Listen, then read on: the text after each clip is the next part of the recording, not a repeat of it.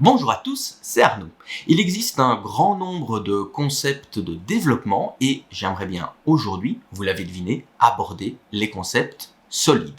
Ces principes, ainsi que beaucoup d'autres, ont été introduits dans un article publié par Robert C. Martin en 2000, mais l'acronyme SOLID n'a été utilisé qu'en 2004 par Michael Feathers. Chacune des 5 lettres du mot solide correspond à une règle qui, lorsqu'appliquée à votre projet, va le rendre plus facile à maintenir, plus facile à étendre, à tester et le rendre plus facile à lire. Donc aujourd'hui, on va aborder chacun des 5 principes dans cette vidéo au moyen d'un exemple très simple. Et restez jusqu'à la fin de la vidéo, je vous dirai si ces principes sont applicables à votre projet. C'est parti!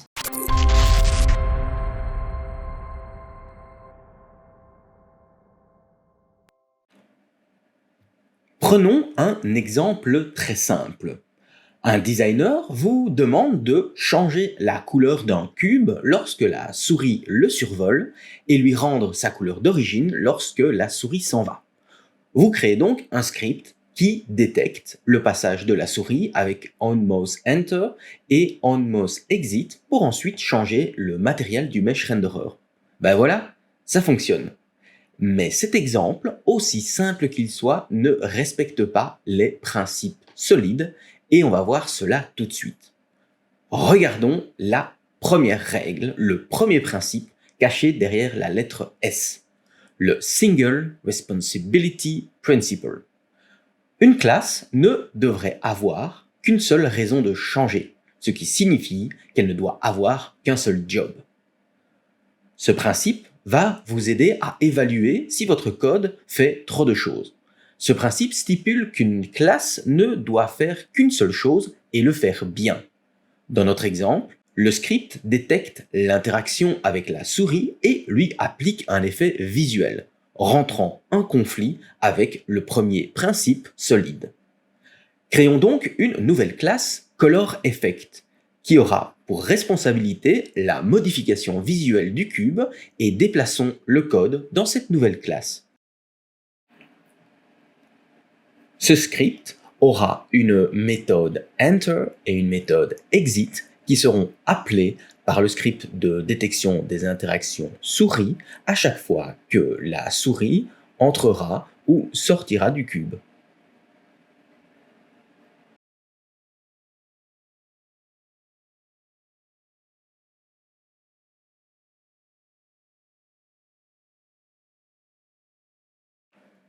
Il suffira d'ajouter ce component à notre cube et à récupérer cette classe dans la fonction awake du script de détection. On peut aussi renommer la classe pour qu'elle reflète bien son rôle.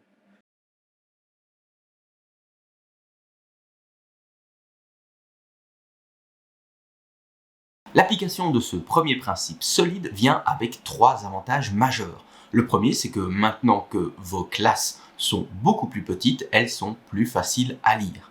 Le deuxième effet qui se coule, c'est que maintenant qu'elles n'ont plus qu'un seul but, eh bien, elles vont le faire bien et il y a moins de chances que vous reveniez sur ce code plus tard et donc le risque de créer un nouveau bug dans un code qui fonctionnait bien est très réduit.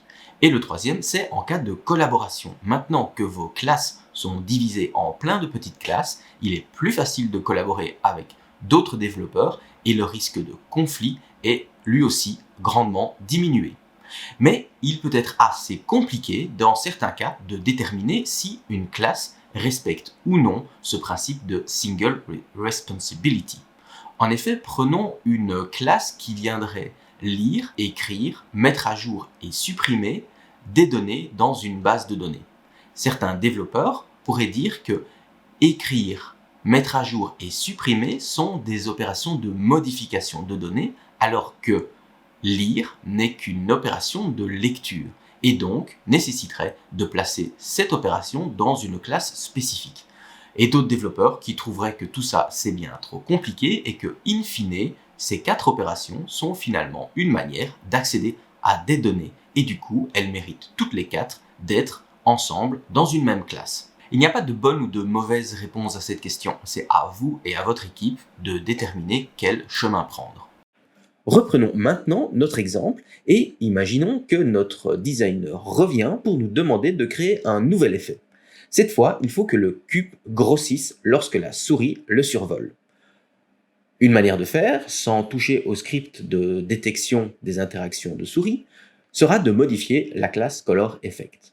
En ajoutant un enum ainsi qu'un switch, on peut décider quel effet appliquer. Et cela fonctionne. Mais si on vous demande un effet supplémentaire, il faudra revenir dans cette classe et modifier l'enum et le switch. Et ces modifications ne respectent pas le deuxième principe solide. Open to extension, closed to modification. Un objet ou classe doit être ouvert à l'extension, mais fermé à la modification. Ce principe signifie qu'il ne devrait pas être nécessaire de modifier un code existant pour ajouter une nouvelle fonctionnalité. Et c'est exactement ce que nous faisons ici.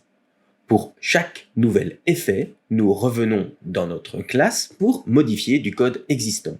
Et pourquoi c'est pas bon? Eh bien, parce que toute modification dans un code testé et fonctionnel risque d'y ajouter un nouveau bug, et ça, on n'aime pas. Du coup, on va essayer de limiter ce risque au maximum. Mais alors, comment modifier une classe sans forcément venir changer le code? Eh bien, c'est là que les interfaces et les classes abstractes vont nous aider. On parlera plus tard des interfaces, alors concentrons-nous maintenant sur les classes abstractes. Créons un script MouseEffectBase. C'est une classe monobehavior abstracte contenant deux fonctions, elles aussi abstractes, Enter et Exit.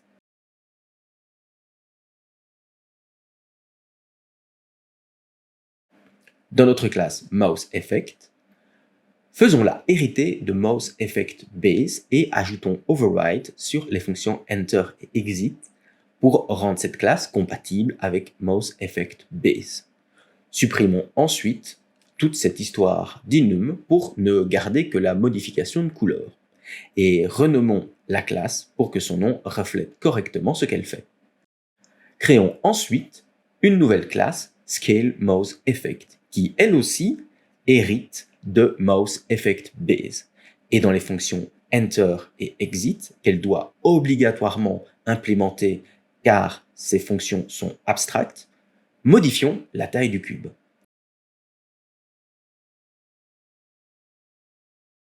Voilà, grâce à MouseEffectBase, nous pouvons étendre et ajouter de nouveaux effets sans devoir modifier un code préexistant. Il nous suffira simplement de créer une nouvelle classe héritant de MouseEffectBase. C'est une application du deuxième principe solide. Reste que dans l'état, notre code ne fonctionne plus. Notre script de détection va tenter de récupérer le script ColorMouseEffect sur le GameObject, mais l'un des deux a maintenant ScaleMouseEffect. Ce problème est causé par la connexion trop étroite entre le script MouseInputDetection et la classe ColorMouseEffect. Le troisième principe solide va nous permettre de résoudre ce souci. Nommé Liskov Substitution Principle, du nom du premier développeur à proposer ce principe, cette règle stipule qu'il doit toujours être possible de remplacer une classe enfant par sa classe parent sans créer de problème. Dans notre cas présent, il nous suffit de remplacer ColorMouseEffect par MouseEffectBase, sa classe parent, pour que notre code soit de nouveau opérationnel. MouseInputDetection ne sait pas quel effet sera appliqué au cube et franchement, il s'en fout. Ce n'est pas sa responsabilité. Tout ce qu'il doit faire, c'est signaler le passage de la souris sur le cube. Ce découplage entre détection et effet rend notre code plus modulable, flexible et facile à entretenir. Il nous reste à aborder les principes 4 et 5 des principes solides qui vont parler des interfaces. Mais vous allez voir, c'est assez facile.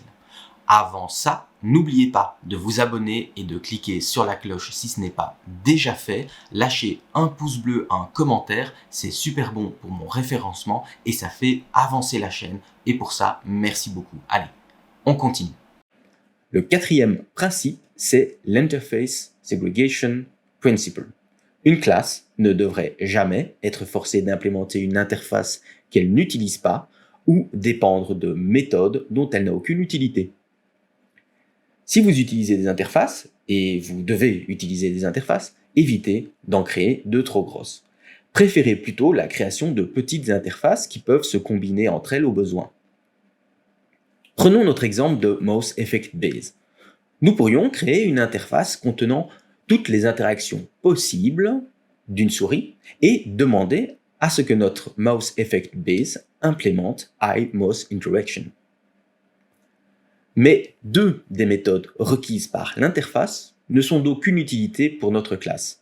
Du coup, il serait plus intéressant de découpler iMouseInteraction en deux interfaces distinctes et ainsi respecter le quatrième principe solide.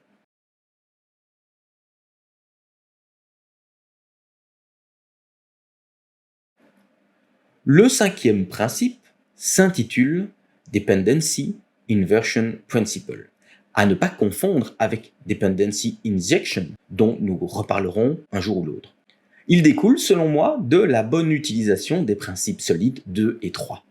Il prône le découplage de votre code au moyen d'abstraction. La règle est la suivante. Les modules de haut niveau ne doivent pas dépendre de modules de bas niveau, mais plutôt dépendre d'abstraction. Pour faire simple, réduisez la dépendance entre classes au moyen d'interfaces. Dans notre cas, remplaçons la référence vers la classe MouseEffectBase par une référence vers l'interface iMouseHighlight. Notre code sera ainsi plus modulable et moins sujet à des modifications ultérieures. Alors, est-ce que les principes solides doivent devenir votre nouvelle religion? Eh bien, pas forcément, évidemment, ne soyez pas trop strict et ne les suivez pas tout le temps à les lettres, surtout si ils apportent une complexité inutile à vos projets. Parfois, ces principes vont venir s'inviter dans l'architecture de base de vos projets. Parfois, ils viendront lorsque vous serez en train de refactorer une partie de votre code et que vous vous rendrez compte qu'une classe est devenue trop grosse et fait un peu n'importe quoi. Tous ces principes ne se valent pas forcément non plus. Moi, je garde le premier, celui du Single Responsibility Principle, tout en haut de ma liste des choses à respecter afin de bien découper une classe et qu'elle ne soit responsable que d'une seule chose. Mais les principes 4 et 5 parlant d'interface sont effectivement très utiles, mais ne doivent pas forcément tout le temps être appliqués. Donc, les principes solides, c'est une nouvelle corde à votre arc de développeur. Gardez à l'esprit qu'ils existent et qu'ils peuvent tout à fait résoudre certains problèmes dans vos projets. Quant à moi, je n'ai plus qu'à vous souhaiter une bonne journée, une bonne soirée. On se revoit très bientôt pour d'autres vidéos sur Unity et le développement de jeux. Allez, bisous!